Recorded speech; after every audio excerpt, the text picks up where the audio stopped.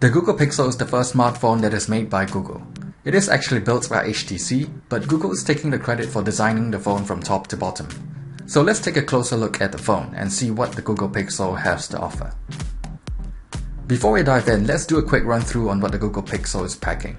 On the front of the phone, there is a 5-inch AMOLED display at Full HD resolution for the Pixel and a slightly bigger 5.5-inch Quad HD display on the Pixel XL. Both are protected by Corning's Gorilla Glass 4. They're both packing the same 8-megapixel front camera with 1.4 micrometer pixels and f2.4 aperture. On the bottom, there is a USB 3.0 Type-C port, and to the left there is a single bottom firing speaker. The 3.5mm headset jack is at the top.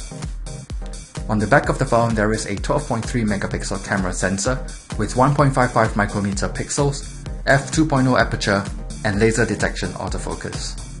Just below it, you get the fingerprint sensor, which Google calls Pixel Imprint. Inside the phone, the Google Pixel is packing a slightly downclocked Qualcomm Snapdragon 821 processor with 4GB of RAM.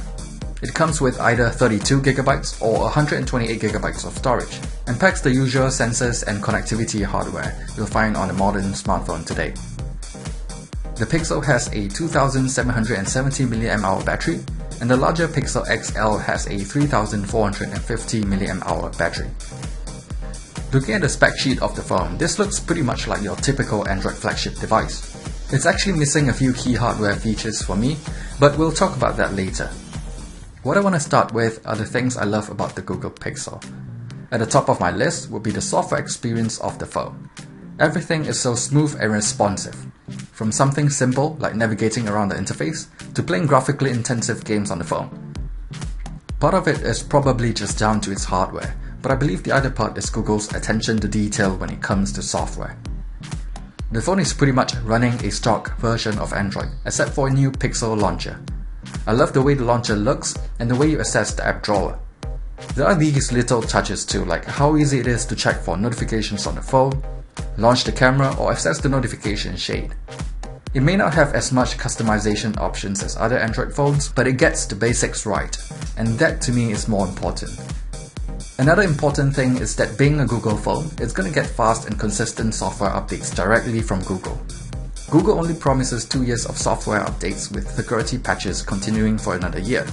While that isn't as good as Apple's software support, it's still better than other manufacturers. Size options is something that I think Google got right with the Pixel too. You can pick up the smaller Pixel like I did, or the bigger Pixel XL, and the only differences are the screen size, resolution, and battery capacity. The Quad HD screen on the Pixel XL would probably work better for virtual reality headsets, but the Full HD screen on the Pixel still looks pretty great for everything else. The smaller battery on the Pixel can still last me a day of use pretty comfortably with great standby battery life. It's great that I'm not getting any significant downgrades for wanting a smaller phone that I can use one-handed. The camera on the Pixel might not look that great on paper with the lack of optical image stabilization, but it's actually one of the Pixel's strengths. This is pretty much a camera that you can just point and shoot and trust it to get great looking images most of the time.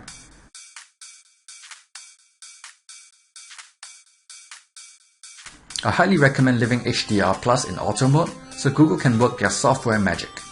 In challenging lighting conditions, HDR+ is still able to retain a lot of the details and color information in the shot, giving you great looking images even in low light conditions. When it comes to video recording, by tying the camera to the sensors on the phone, it's able to produce some amazing looking software stabilization. That is provided lighting condition is good though. With the camera as good as the Pixel, I find myself taking more images than I normally do.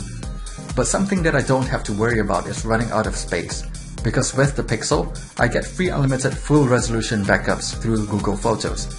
It's not just a great way to save storage on the phone, but also to make sure I don't lose any important photos if the phone gets damaged in water or whatnot.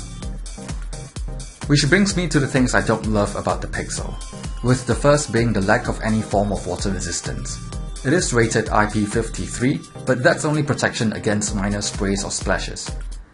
With Samsung and even Apple providing actual water resistance on their phones, it's harder to justify the lack of it. I also want to talk a little bit about the design of the phone. While the look of the Pixel has grown on me a little, It's still a pretty boring design that is clearly inspired by past HTC devices. For one, the bezels are kind of huge on the phone, especially the chin. It would have been a great place to place a second speaker, like what was on the Nexus 6P, but instead there's only a single firing speaker at the bottom of the phone, which doesn't sound that great.